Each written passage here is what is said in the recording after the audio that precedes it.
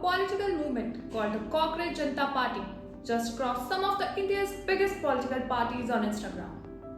And here's the craziest part. It's not even an official political party yet.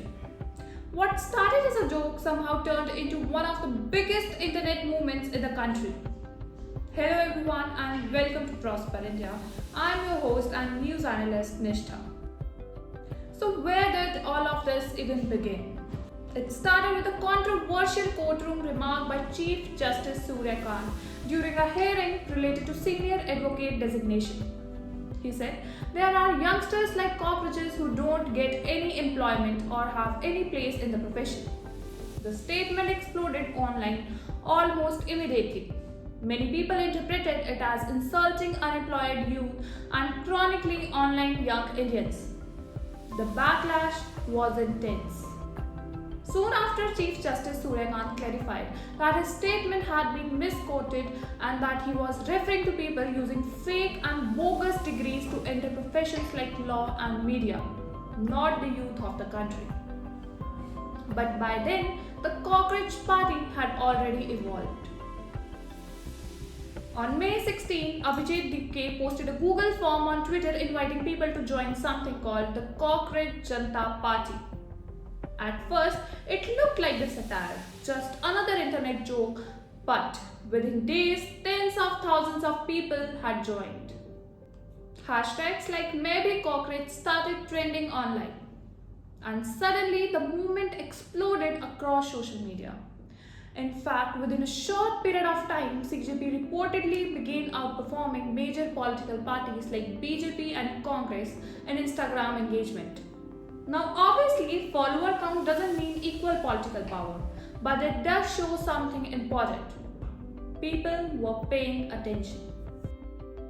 Now let's understand why this blew up, because this was never really about cockroaches. It was about frustration. A generation that feels overqualified, overexposed online and increasingly ignored offline. India has one of the youngest populations in the world, but for many young Indians, stable jobs feel harder to reach than ever. According to the recent labour force surveys, India's overall unemployment rate remains relatively low. But among graduates, unemployment rises sharply to around 11% or even higher. And the deeper issue is not just unemployment, it is underemployment.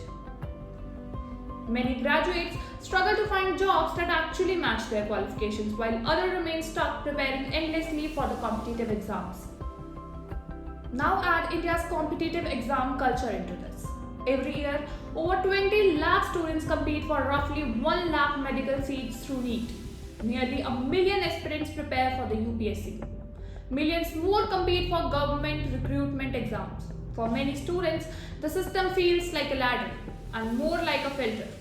And in recent years, another issue has made it even worse. Repeated exam disruptions.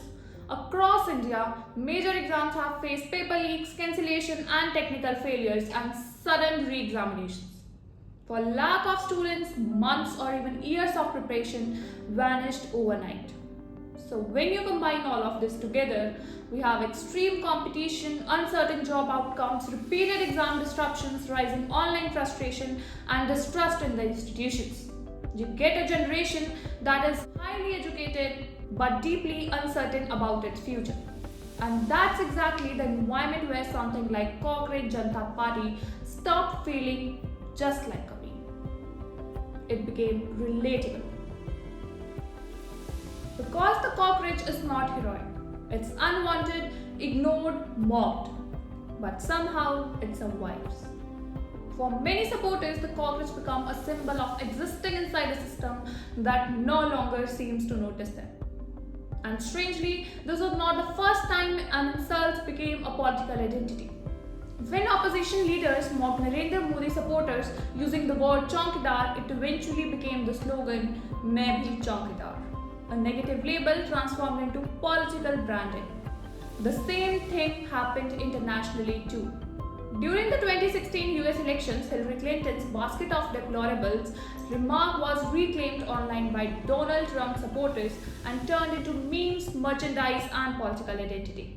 And today, internet culture itself is increasingly shaping political expression, especially among younger generations who communicate through memes, irony, and viral trends rather than traditional rallies.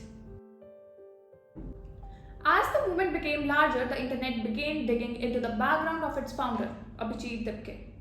Reports highlighted that Dipke had previously worked with the Aam Aadmi Party as a political communication strategist before moving abroad for higher studies. Soon, online political controversy around the movement intensified. Some social media users alleged that a large portion of movement's engagement was coming from outside India, including Pakistan, Bangladesh, and Turkey. Screenshots claiming foreign follower activity spread rapidly online, but Dipke strongly denied the allegations. He later shared analytic screenshots claiming that over 90% of the movement's audience was actually from India. At the same time, accusations and counter-accusations exploded across social media. Some critics accused that the movement of pushing anti-establishment narratives through satire. Others revisited Dipke's altered political activism and online commentary around issues like Kashmir and the CAA protests. However, many of these allegations remained unverified social media claims rather than officially proven accusations. Then came another dramatic twist. Dipke claimed that if he returned to India, he feared arrest. In some online statements, he even compared his situation to activists like Umair Khalid. The comparison itself became highly controversial and triggered even more backlash online. Meanwhile, supporters of the movement argued that the authorities and political groups were overreacting to what had originally started as internet satire. Critics, however, questioned whether the movement was truly organic or simply another example of algorithm-driven outrage politics. And as the debate intensified, the CockroachJantaParty Twitter account was reportedly withheld in India. Soon after, Dipke also claimed that he had received threats. Reports later suggested that police protection was deployed outside his residence in Maharashtra as a precautionary measure. Then the movement released its manifesto, and this is where things stopped feeling just like another meme page. The manifesto included demands such as no post-retirement political positions for judges, stronger actions against corruption, better representation for women in parliament, reforms related to media independence. Some of it sounded satirical, but some of it clearly reflected genuine frustration. Even the membership criteria felt intentionally ironic: unemployed, chronically online, unable to rank professionally. At this point, the internet itself became divided. Some people saw the Cockroach Janta Party as a genuine expression of youth frustration. Others dismissed it as performative activism, or another example of meme-driven outrage politics. Influencers, rappers, meme pages, and political commentators all jumped into the debate. Some mocked the movement completely. Others argued that it was one of the few movements where unemployed youth felt politically visible online. So now the real question is this just another viral internet joke? Or are we witnessing the beginning of new kind of political expression? Because history shows something interesting. Almost every major political movement starts as a joke to someone. The Cockroach Janta Party may disappear in few weeks, or it may evolve into something much bigger.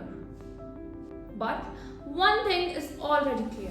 A generation that feels unheard will always find a way to speak. Sometimes that language is protest, sometimes it means, and sometimes it's a cockroach. And maybe that's the strangest part of the entire story.